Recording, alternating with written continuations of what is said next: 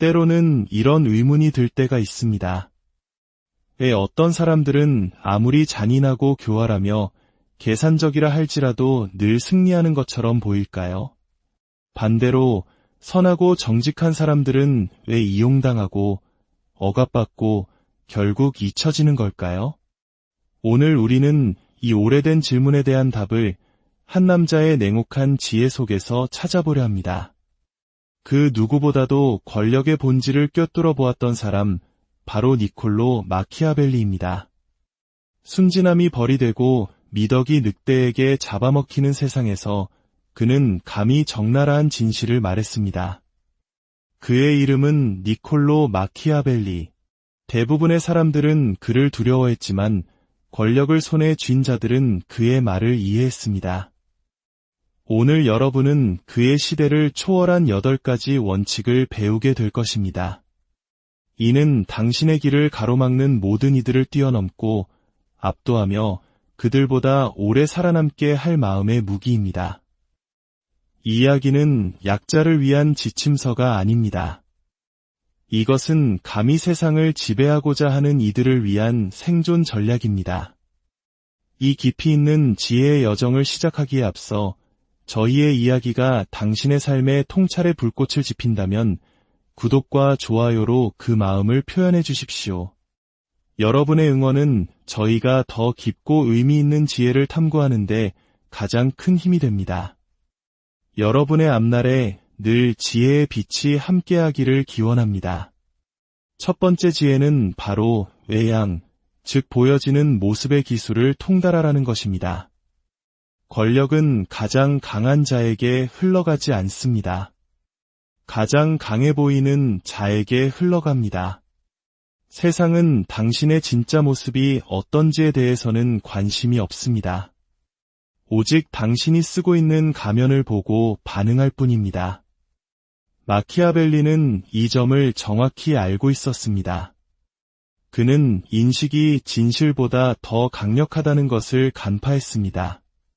사자가 아무리 숲의 왕이라 할지라도 만약 그 모습이 약해 보인다면 하이에나 무리조차 감히 달려들 것입니다. 이는 인간 세상에서도 마찬가지입니다. 당신의 적, 경쟁자, 심지어 친구들조차도 당신의 의도나 감정이 아닌 눈에 보이는 모습을 기반으로 당신을 판단합니다. 자신감 있어 보이는 사람은 신뢰를 얻습니다. 유능해 보이는 사람은 따르는 일을 얻습니다. 그리고 위험해 보이는 사람은 아무도 함부로 건드리지 못합니다. 마키아벨리는 경고했습니다. 절대 타인에게 당신의 약점, 망설임, 두려움을 보여주지 마라. 속으로는 절망의 홍수에 잠겨 있더라도 대중 앞에서는 반드시 평온함을 유지해야 한다. 마음속이 불타고 있을 때에도 얼굴은 차분해야 하며 사방이 칼로 둘러싸여 있을 때에도 미소를 지을 수 있어야 합니다. 그는 통치자가 생존하기 위해서는 기만의 예술가가 되어야 한다고 믿었습니다. 그리고 그 예술에서 타인이 당신을 어떻게 인식하는지를 통제하는 것보다 중요한 것은 없다고 말했습니다. 그의 저서 군주론에서 이렇게 말합니다. 군주는 자비롭고 신의가 있으며 인간적이고 진실하며 경건하게 보일 줄 알아야 한다. 그러나 필요하다면 언제든 그 정반대의 행동을 할 준비가 되어 있어야 한다. 이것은 군주가 악하기 때문이 아닙니다. 세상이 가면을 요구하기 때문입니다. 양떼는 자신들이 신뢰하는 목자를 따릅니다. 설령 그 목자가 자신들을 도살장으로 이끌고 있다 할지라도 말입니다. 그렇다면 이 지혜는 오늘날 우리에게 무엇을 의미할까요? 만약 당신이 평범한 무리 위로 올라서고 싶다면 당신 자신의 이미지의 설계자가 되는 법을 배워야 합니다. 대화할 때는 사려 깊게 보이십시오. 갈등 상황에서는 침착하게 보이십시오. 침묵할 때는 신비롭게 보이십시오. 당신이 방에 들어섰을 때 아무도 당신의 존재감을 느끼지 못한다면 당신은 이미 패배한 것입니다. 두 번째 지혜는 준비가 되기 전에 공격하라. 그렇지 않으면 잡아먹힐 위험에 처한다는 것입니다. 망설임은 힘없는 자들의 사치입니다. 완벽한 순간을 기다리는 것은 안전하다는 환상에 불과하며 대부분의 사람들을 통째로 삼켜버리는 덫입니다. 마키아벨리는 소수만이 받아들이는 진실을 이해했습니다. 권력 게임에서 타이밍은 완벽함의 문제가 아니라 주도권의 문제라는 것을 말입니다. 너무 오래 기다리는 자들은 기억되지 않습니다. 그들은 그저 땅에 묻힐 뿐입니다. 먼저 공격하는 자가 게임의 규칙을 정합니다. 그는 전투의 양상, 이야기의 흐름, 그리고 현실의 틀 자체를 규정합니다. 당신이 움직이면 세상은 당신에게 반응합니다. 그러나 당신이 멈추고 재고하고 아직은 때가 아니야라고 스스로에게 말하는 동안 다른 누군가는 이미 움직이고 있습니다. 당신을 지켜보며 당신의 목에 걸린 올가미를 서서히 조이고 있는 것입니다. 마키아벨리가 살았던 르네상스 시대 이탈리아는 배신과 피로 얼룩진 시대였습니다. 그는 정의가 실현되기를 기다리는 자들이 그저 행동하는 자들에게 늘 계략에서 뒤처진다는 사실을 뼈저리게 알고 있었습니다. 이는 마치 조선시대 왕자의 난에서 주저했던 이들이 과감하게 칼을 뽑았던 이방원에게 숙청당했던 역사와도 같습니다.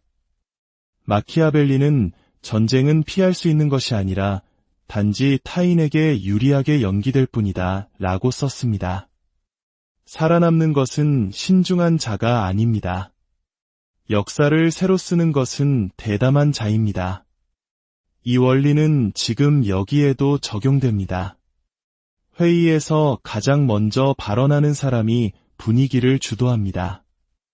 협상에서 먼저 움직이는 사람이 가치의 기준을 정합니다. 관계에서 먼저 떠나는 사람이 권력을 쥔 자가 됩니다.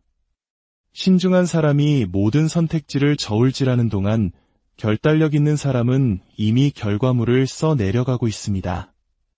완벽한 준비란 존재하지 않습니다. 오직 준비되었다는 인식만이 존재할 뿐입니다. 사자는 사냥을 하기 전에 모든 세부 사항을 고려하지 않습니다. 약점을 감지하는 순간 즉시 뛰어오릅니다. 권력은 완벽한 자에게 보상하지 않습니다. 발톱이 아직 날카롭게 다듬어지지 않았더라도 감이 먼저 움직이는 포식자에게 보상합니다.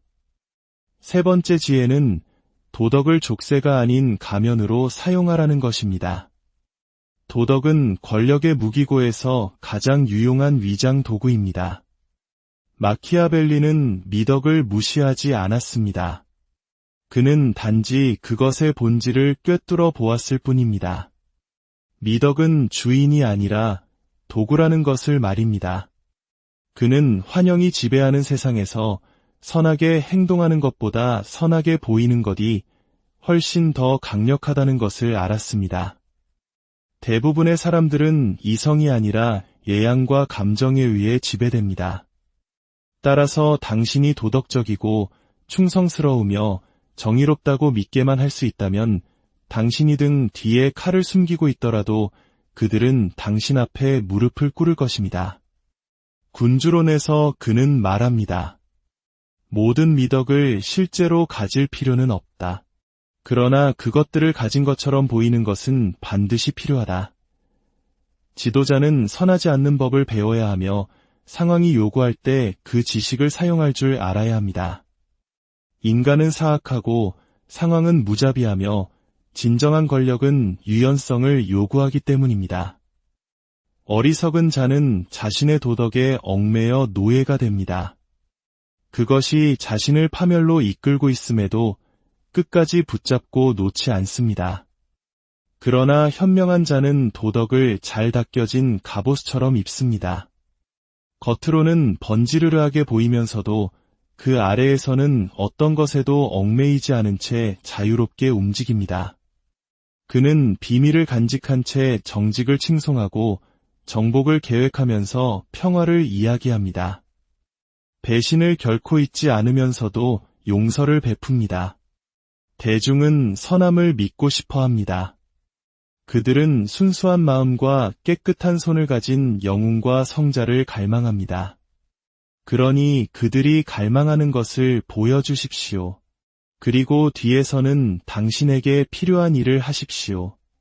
권력이 걸린 문제에서 도덕은 감옥이 아니라 의상이 되기 때문입니다.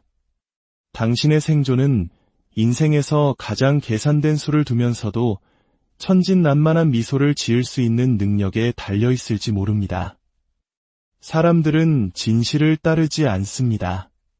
그들은 미덕의 외양을 따릅니다. 특히 그 외양이 자신들의 환상을 만족시켜줄 때 더욱 그렇습니다. 네 번째 지혜는 분열시켜 통치하라입니다. 통합은 위험합니다. 사람들에게가 아니라 그들을 다스리고자 하는 자에게 위험합니다. 마키아벨리는 이 사실을 무자비할 정도로 명확하게 알고 있었습니다. 그는 통치자가 자신의 신하, 적, 심지어 동맹까지도 너무 오랫동안 하나로 뭉치게 내버려 두어서는 안 된다는 것을 이해했습니다. 사람들이 단결하면 그들은 대담해집니다. 서로 생각을 공유하고 자신들의 집단적인 힘을 발견하게 됩니다. 그리고 당신이 더 이상 필요 없다는 것을 깨닫는 순간 그들은 당신을 대체할 것입니다. 이는 마치 거대한 기업의 오너가 강력한 노조의 결성을 경계하는 것과 같은 이치입니다. 그렇다면 현명한 통치자는 어떻게 해야 할까요? 그는 조용히, 신중하게, 그리고 반복적으로 분열을 조장합니다. 그는 파벌들이 서로를 겨누게 만듭니다. 야망과 야망이 충돌하도록 내버려 둡니다. 양쪽에 모두 속삭이며 모든 것을 약속하지만 실제로는 아무것도 주지 않습니다. 그는 악의가 있어서가 아니라 필요에 의해 농부가 작물을 돌보듯 그들의 경쟁심에 자양분을 공급합니다. 사람들이 분열되면 그들의 시선은 외부가 아닌 내부로 향합니다. 서로를 의심하게 됩니다. 그리고 가장 중요하게는 이 모든 것을 중재하고 통제할 수 있는 당신에게 의존하게 됩니다. 당신은 분쟁을 해결하는 유일한 구원자처럼 보이게 됩니다. 마키아벨리는 이러한 전술이 모든 궁정, 모든 왕국에서 펼쳐지는 것을 목격했습니다. 귀족들을 서로 싸우게 만든 군주들은 자신의 자리를 굳건히 지켰습니다. 병사들 사이에 경쟁을 부추긴 지휘관들은 군대의 충성심과 야망을 유지했습니다. 심지어 오늘날의 정치에서도 가장 성공적인 지도자들은 파괴가 아닌 통제를 위해 분열을 이용합니다. 이 원리는 제국을 넘어 가정, 회사, 친구 관계에도 적용됩니다. 만약 당신이 어떤 집단이 아무런 마찰이나 긴장 없이 완벽하게 단결하도록 내버려 둔다면 당신은 그들의 신뢰에서 배제될 위험에 처하게 됩니다. 그러나 당신이 미묘하게 의심의 씨앗을 심고 충성의 방향을 바꾸며 서로 대립하는 양측 사이에서 당신 자신을 필수적인 다리로 만들 수 있다면 아무도 감히 당신을 제거하지 못할 것입니다. 그들은 당신이 필요하다고 믿게 될 것입니다. 당신이 친절해서가 아니라 당신 없이는 주변의 모든 것이 무너질지도 모른다고 생각하기 때문입니다. 다섯 번째 지혜는 필요 이상으로 말하지 말라입니다. 말은 무기입니다. 하지만 어떤 칼날이든 너무 많이 휘두르면 무뎌지는 법입니다. 마키아벨리는 너무 많이 말하는 것의 위험성을 이해했습니다. 그것이 단순히 정보를 드러내기 때문만이 아니라 당신 자신을 노출시키기 때문입니다. 당신이 내뱉는 모든 문장은 적에게 당신의 생각을 읽을 수 있는 지도를 쥐어주는 것과 같습니다. 모든 의견 표명은 당신을 취약하게 만드는 한 걸음입니다. 진정한 전략가는 권력이 침묵 속에서 자라난다는 것을 압니다.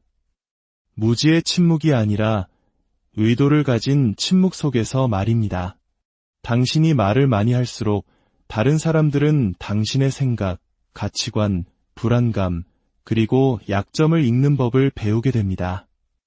일단 그들이 당신의 패턴을 알게 되면 그들은 그것을 방해하고 무너뜨리고 당신을 공격하는 데 사용할 수 있습니다. 마키아벨리는 군주에게 말조심할 것을 조언했습니다. 오직 필요할 때, 그리고 목적에 부합하는 방식으로만 말하라고 했습니다. 이는 무례하거나 거만하게 굴라는 뜻이 아닙니다. 통제권을 유지하기 위함입니다. 당신의 혀를 통제하는 것은 곧 인식을 통제하는 것이기 때문입니다. 그리고 동맹, 배신, 야망, 두려움으로 세워진 세상에서 인식이야말로 생존의 화폐입니다. 말이 거의 없는 지도자, 감정의 기색을 전혀 내비치지 않는 지휘관, 불편할 정도로 침묵을 길게 유지하는 조언가를 떠올려 보십시오. 이들은 목소리가 커서 두려운 것이 아니라 무슨 생각을 하는지 아무도 알 수 없기 때문에 두려운 존재가 됩니다. 그 신비함이 곧 권력이 됩니다. 사람들은 침묵에 자신의 상상을 투영합니다. 힘, 지혜, 무자비함을 상상합니다. 그리고 혼란 속에서 그들은 주저하게 됩니다. 그 주저함이 바로 당신에게 유리하게 작용하는 순간입니다. 당신이 설명하고 정당화하고 너무 많은 것을 공유하기 시작하는 순간 당신은 당신의 권력을 타인의 손에 넘겨주는 꼴이 됩니다. 그들은 당신의 말을 왜곡하고 당신의 의도에 도전하며 당신의 정직함을 무기로 삼아 당신을 공격할 것입니다. 그러나 당신이 침묵을 지킬 때 당신은 그들이 추측하도록 강요합니다. 그리고 그들의 추측 속에서 그들은 종종 스스로를 파멸시킵니다. 말이 가장 적은 사람이 종종 그 공간을 가장 강력하게 지배합니다. 6번째 지혜는 더러운 일과 당신 사이의 거리를 만들어라입니다. 권력은 직접 행사될 때 종종 그 손을 더럽힙니다.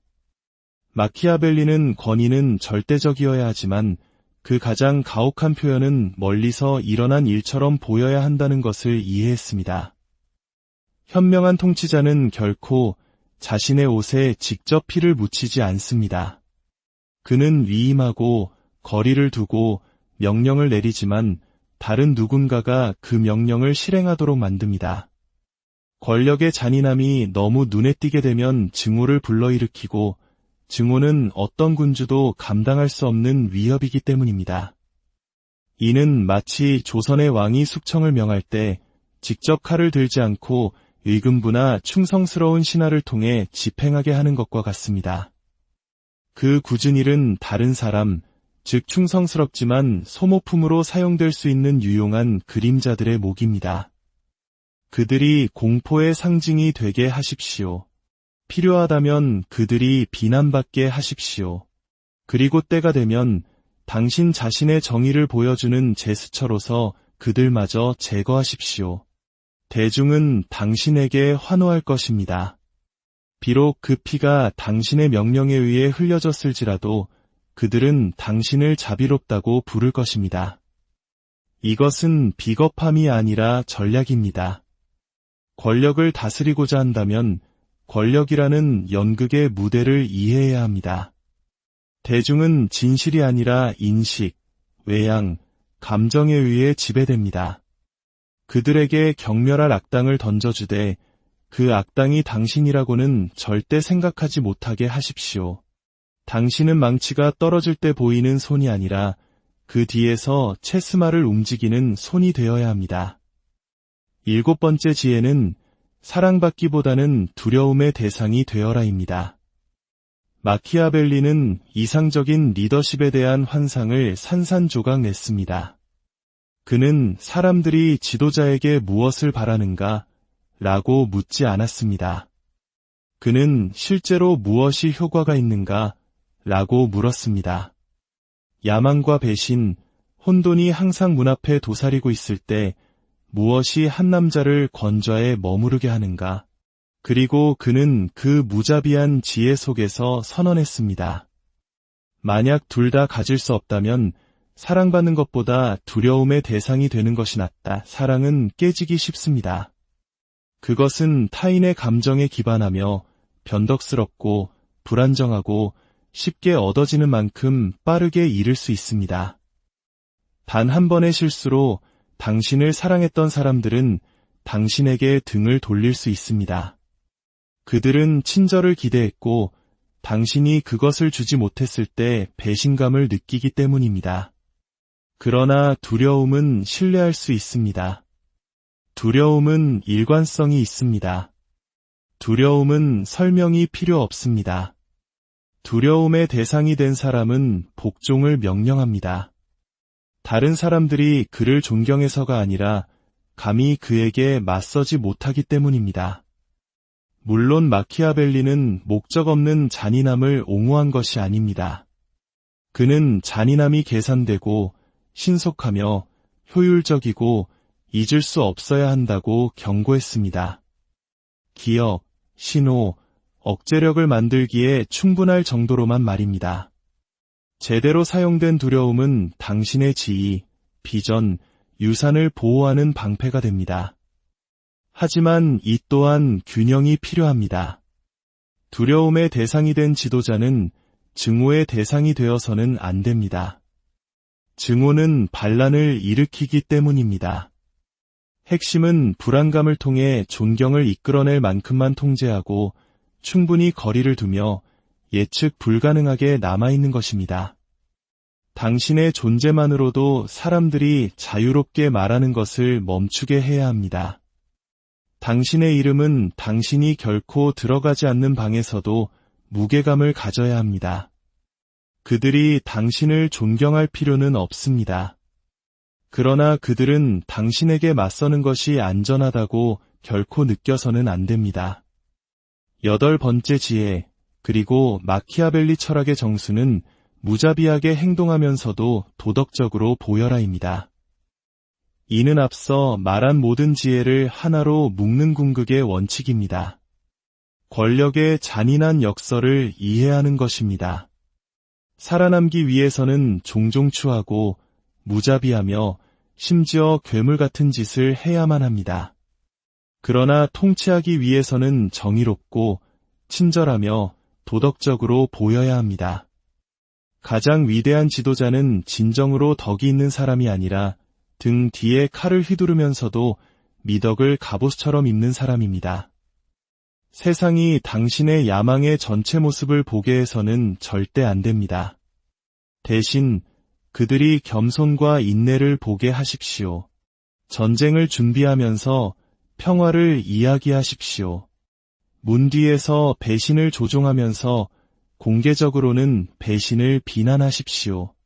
적을 몰락시키기 직전에 공개적으로 그를 칭찬하십시오. 왜냐하면 사람들은 선함을 믿고 싶어 하기 때문입니다. 그들은 고결한 통치자, 도덕적인 지도자, 신뢰할 수 있는 친구의 이미지에 위안을 얻습니다. 그들에게 그 이미지를 주고 유지하고 구축하고 그것을 사용하여 그들을 무장 해제시키십시오. 그들이 당신이 순수하다고 믿을 때 그들은 당신의 전략을 결코 의심하지 않을 것입니다. 그들이 당신이 조종할 능력이 없다고 생각할 때 그들은 경계를 낮출 것입니다. 바로 그때가 당신이 공격할 순간입니다. 그렇다면 진정으로 누군가를 능가한다는 것은 무엇을 의미할까요? 그것은 세상이 당신에게 팔려고 하는 환상을 벗어던지는 것을 의미합니다. 친절함만으로 존경을 얻을 수 있고 정직함이 항상 충성을 얻으며 선함이 그 자체로 보상이라는 환상 말입니다. 이것들은 힘없는 자들에게 들려주는 동화일 뿐입니다. 마키아벨리는 다른 이야기를 제공합니다. 위로가 되는 이야기는 아니지만 유용한 이야기입니다. 당신은 이제 이상주의가 아닌 전략에 관한 8가지 원칙을 마음에 품게 되었습니다. 충성은 종종 돈으로 사며 친절은 약점으로 오해받고 권력은 10걸음 앞을 내다보는 자에게 속하는 인간 본성의 전쟁터를 이해하십시오. 긴 게임을 하십시오. 말을 아끼고 타인을 통해 행동하십시오. 당신의 침묵이 신비감을 낳게 하고 당신의 이미지가 신뢰를 불러일으키며 당신의 행동은 보이지 않게 하십시오. 정신은 사자처럼, 실행은 여우처럼, 그리고 외양은 어린 양처럼 하십시오. 이 가르침은 잔인함 그 자체를 위한 것이 아닙니다. 생존, 통달, 그리고 지위를 위한 것입니다. 야망과 자아가 지배하는 세상에서 성공하고 싶다면 예리함을 유지하면서도 선하게 보이는 법을 배워야 합니다. 육체를 지배하기 전에 정신을 지배하고 사랑받는 것은 환상을 유지할 만큼만 하되 침묵 속에서 두려움의 대상이 되는 법을 배워야 합니다. 마키아벨리가 너무나 잘 알았듯이 결국 승리하는 자는 가장 정의로운 자가 아닙니다.